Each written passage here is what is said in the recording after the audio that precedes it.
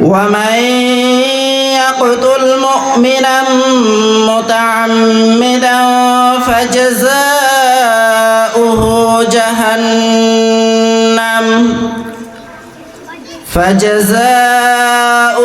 جهنم خالدا فيها وغضب الله عليه ولعنه وأعد له عذابا عظيما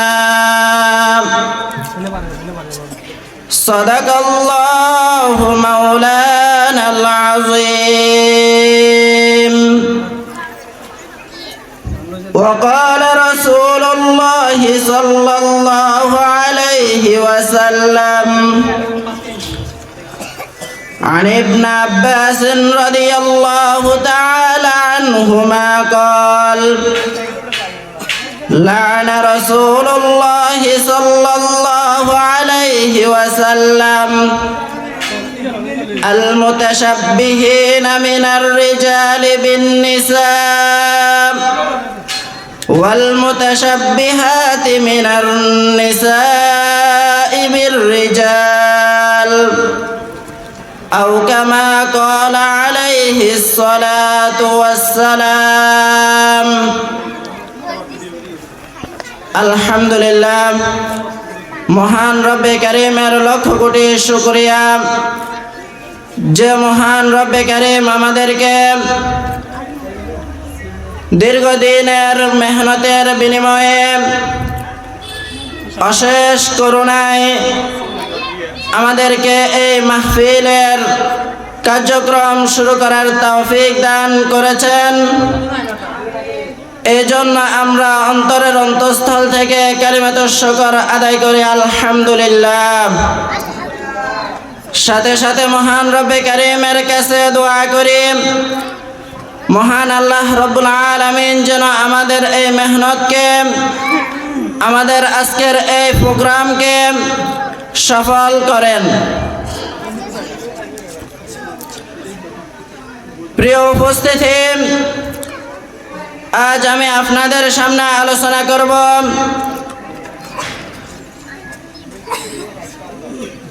ইসলাম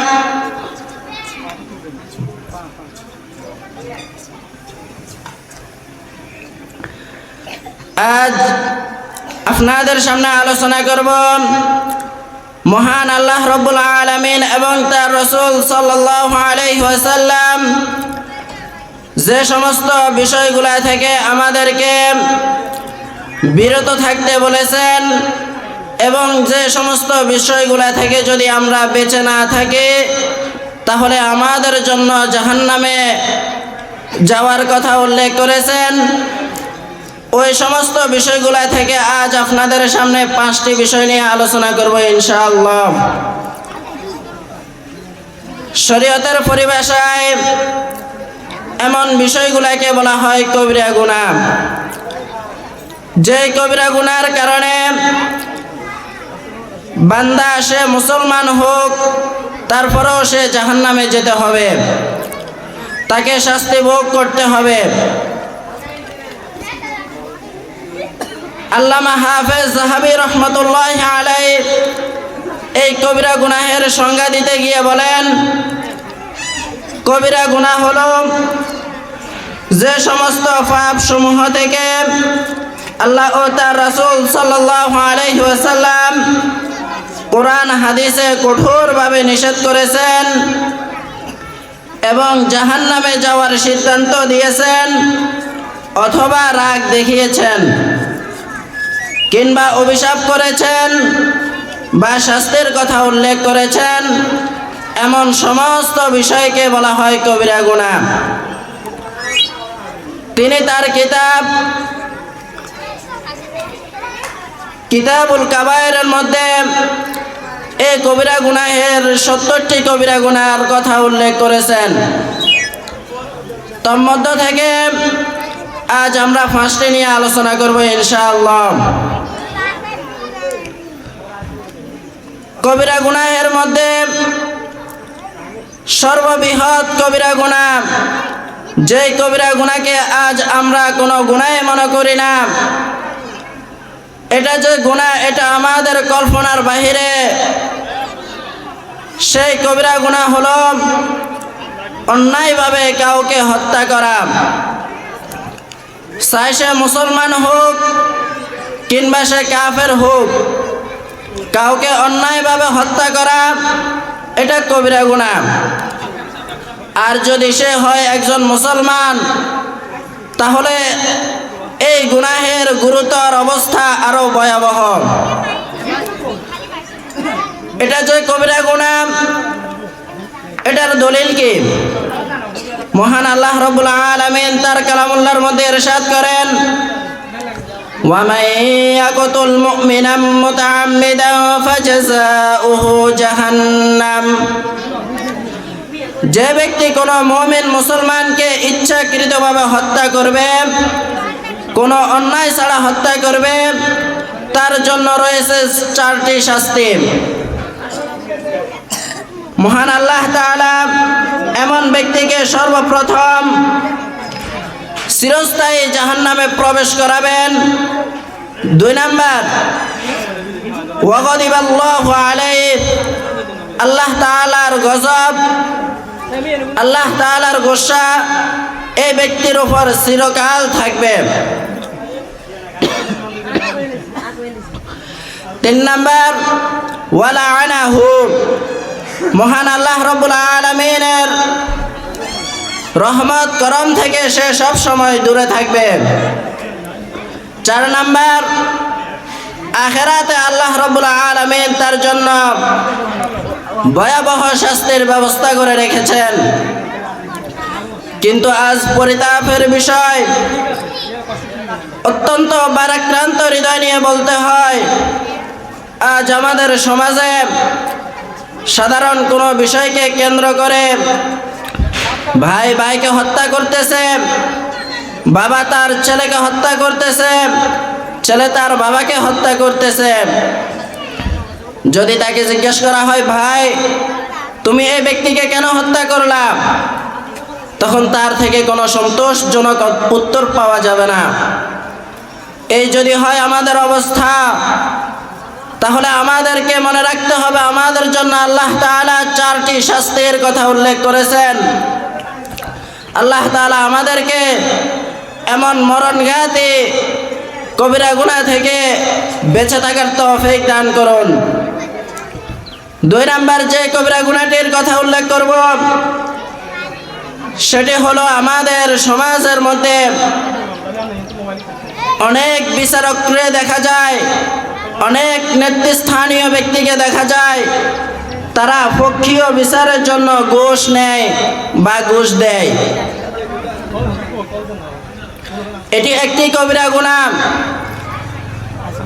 কোনো ব্যক্তি যদি কোনো সালিশ মোকদ্দমা করার জন্য, কোনো বিচার মীমাংসা করার জন্য কারো থেকে কোনো ঘুষ নেয় কিংবা ঘুষ দেয়, শরীয়তের পরিভাষায় এটা সম্পূর্ণভাবে হারাম। শরীয়তের পরিভাষায় এটাকে বলা হয় কবিরা গুনাহ। মহান আল্লাহ তাআলা ইরশাদ করেন, ইয়া আইয়ুহান নাস কুলু মিম্মা ফিল আরদি হালালান তাইয়িবান ওয়া লা তাত্তাবিউ খুতুওয়াতিশ শাইতান ইন্নাহু লাকুম আদুউম মুবিন। মহান আল্লাহ তাআলা এই আয়াতের মধ্যে স্পষ্টভাবে ঘোষণা করছেন, কুলু মিম্মা ফিল আরদি হালালান তাইয়িবান।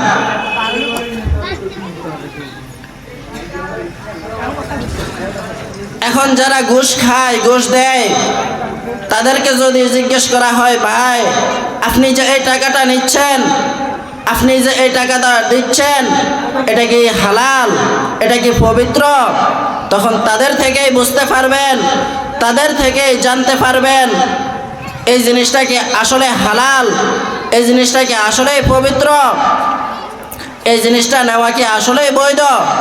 যদি এটা বৈধই না হয়, যদি এটা পবিত্র না হয়, তাহলে আল্লাহ তাআলা আমাদেরকে পবিত্র জিনিস খাওয়ার জন্য আদেশ করেছেন অপবিত্র জিনিস থেকে, অবৈধ জিনিস থেকে, হারাম বস্তু থেকে আমাকে আপনাকে আল্লাহ রাব্বুল আলামিন বেঁচে থাকার নির্দেশ দিয়েছেন।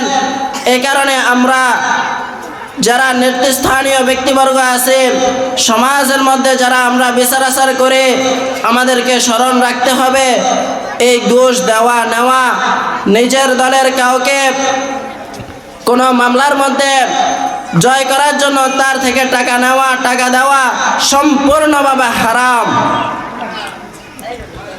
3 নাম্বার, নেতা বা প্রধান তার অধীনস্থদের প্রতারণা করা এবং তাদের প্রতি অত্যাচার করা। এই কবিরা গুনাহটাও আমাদের সমাজের মধ্যে অহরহ দেখা যায়। সেটি হলো, আমরা যারা কোনো দায়িত্বে আছি বা কোনো প্রতিষ্ঠানের দায়িত্বে আছি অথবা পরিবারের দায়িত্বে আছি, আমরা আমাদের অধীনস্থদেরকে প্রতারণা করে অনেক সময় তাদেরকে মিথ্যা আশ্বাস দেই, আবার অনেক সময় দেখা যায় তাদের প্রতি আমরা জুলুম করি। এই জুলুম হতে পারে তাদের বেতন আটকিয়ে, কিংবা তাদেরকে অঙ্গীকার প্রতিশ্রুতির চেয়ে বেশি কাজের চাপ দিয়ে, অথবা অন্য যে কোনোভাবেই হোক না কেন আমরা যদি তাদের সাথে প্রতারণা করি কিংবা তাদের প্রতি জুলুম করি, তাহলে শরীয়তের পরিভাষায় এটাকে বলা হয় কবিরা গুনাহ। আর এই কবিরা গুনার কারণে আমাকে আপনাকে যেতে হবে জাহান্নামে। আল্লাহ তাআলা আমাদেরকে এমন কবিরা গুনাহ থেকে বেঁচে থাকার তৌফিক দান করুন। 4 নাম্বার যে কবিরা গুনাহটির কথা উল্লেখ করতে চাই সেটি হলো মহিলারা পুরুষের আকৃতি বা পুরুষ মহিলার আকৃতি ধারণ করা। এই কবিরা গুনাহটি অত্যন্ত মারাত্মক, যার ব্যাপারে রাসূলুল্লাহ সাল্লাল্লাহু আলাইহি ওয়াসাল্লাম ইরশাদ করেন, লা'না রাসূলুল্লাহ সাল্লাল্লাহু আলাইহি ওয়াসাল্লাম المتشبهين من الرجال بالنساء والمتشبهات من النساء بالرجال। পুরুষদের মধ্য থেকে যারা মহিলাদের সাথে সাদৃশ্য অবলম্বন করবে এবং মহিলাদের মধ্য থেকে যারা পুরুষদের সাথে সাদৃশ্য অবলম্বন করবে, আল্লাহ রাসূল সাল্লাল্লাহু আলাইহি ওয়াসাল্লাম তাদের প্রতি লানত করেছেন। অন্য রাওয়ায়াতের মধ্যে আছে আল্লাহ রাসূল সাল্লাল্লাহু আলাইহি ওয়াসাল্লাম বলেন, আখরিজুহুম মিন বুয়ুতিকুম, তোমরা তাদেরকে তোমাদের ঘর বাড়ি থেকে বের করে দাও। কিন্তু আমাদের সমাজের মধ্যে দেখা যায় আমরা এই বিষয়টার প্রতি ভ্রুক্ষেপও করি না। এই যে দেখেন, পুরুষরা মহিলাদের সাথে সাদৃশ্য অবলম্বন করা, এটার একটা উদাহরণ, এটার একটা মাধ্যম হলো পুরুষদেরকে আল্লাহ রাব্বুল আলামিন সৃষ্টিগতভাবে দাড়ি দিয়েছেন, মহিলাদেরকে আল্লাহ তাআলা দাড়ি দেন নাই। এখন যদি কোনো পুরুষ সে যদি দাড়ি মুন্ডন করে কিংবা দাড়িকে এক মুষ্টি থেকে ছোট রাখে, তাহলে এটা সরাসরি মহিলাদের সাথে সাদৃশ্য অবলম্বন করা। আর আল্লাহ রাব্বুল আলামিনের কোনো সৃষ্টিকে আমি আপনি যদি পরিবর্তন করি, তাহলে এটা তাগয়ির খালকিল্লাহ লাজিম আসে, যার ভয়াবহতা, যার কঠোর শাস্তির ব্যাপারে কোরআন হাদিসে অনেক বর্ণনা রয়েছে। আর আমরা যদি এই বিষয়টা থেকে বেঁচে থাকতে না পারি, তাহলে আমার আপনার প্রতি আল্লাহ তাআলার গজব, আল্লাহ তাআলার গুসা অবধারিত হয়ে যাবে। এই জন্য আমরা যারা না বুঝে না জেনে দাড়ি কেটেছি কিংবা দাড়ি মুন্ডন করেছি, আমরা আজ থেকে শপথ করে যে ইনশাআল্লাহ আগামী মৃত্যু পর্যন্ত আর দাড়িতে হাত লাগাবো না ইনশাআল্লাহ। সারা পৃথিবীতে 4টি মাযহাব চলে, 4 মাযহাবের কোনো মাযহাবের ইমাম কিংবা আহলে হাদিস অন্য কোনো মতাদর্শের কোনো ব্যক্তি আজ পর্যন্ত দাড়ি এক মুষ্টির ভিতরে কাটা কিংবা দাড়িকে মুন্ডন করার ব্যাপারে কেউ অভিমত দেয় নাই। দাড়ি এক মুষ্টির ভিতরে কর্তন করা কিংবা দাড়িকে ছাঁচা সম্পূর্ণভাবে হারাম। এজন্য আমরা এই কবিরা গুনাহ থেকে বেঁচে থাকতে হবে। আল্লাহ তাআলা আমাদেরকে তৌফিক দান করুন। 5 নম্বরে যে কবিরা গুনাহটির কথা উল্লেখ করব সেটি হলো কাউকে কোনো উপকার করে দেখিয়ে দেওয়া কিংবা খোঁটা দেওয়া। এ ব্যাপারে আল্লাহ রাব্বুল আলামিন বলেন, ইয়া আইয়ুহাল্লাযীনা আমানু লা তুবতিলু সাদাকাতিকুম বিল মান্নি ওয়াল আযা। আল্লাহ রাব্বুল আলামিন সরাসরি আমাদেরকে নির্দেশ দিচ্ছেন যে হে মুমিন মুসলমান, তোমরা কাউকে কোনো উপকার পৌঁছিয়ে কোনো উপকার করে তোমরা কষ্ট দিয়ে খোঁটা দিয়ে এই দান সাদাকার যে সওয়াব, এই সওয়াবকে তোমরা নষ্ট করে দিও না। কিন্তু সমাজের মধ্যে দেখা যায় আমরা কারো প্রতি 5 টাকা 10 টাকা কিংবা কোনো উপকার করলে পরক্ষণে সে যখন আমার আর উপকার করে না, আমার কোনো কাজে আসে না, তখন আমরা সাথে সাথে তাকে এই উপকারের খোঁটা দিয়ে ফেলি। যদি সরাসরি না করে তখন অন্যভাবে তাকে আমরা বুঝিয়ে দিই যে আমি তোমাকে সহযোগিতা করেছি, তুমি আমাকে সহযোগিতা করো না। অথচ আল্লাহ রাব্বুল আলামিন অন্য আয়াতের মধ্যে ইরশাদ করেন, ওয়ালা তামনুন তাস্তাকসির, তোমরা বেশি পাওয়ার লোভে কাউকে কোনো কিছু দিও না, কারো প্রতি অনুগ্রহ করো না। কিন্তু আমরা 5 টাকা দিয়ে 10 টাকার অনুগ্রহের জন্য বসে থাকি। অনেক সময় দেখা যায় আমরা কারো প্রতি কোনো অনুগ্রহ দেখাই, সে আমাকে সম্মান করবে, সে আমাকে শ্রদ্ধা করবে, সে আমাকে মাথায় নিয়ে নাচবে। আল্লাহ তাআলা আমাদেরকে হেফাজত করুন।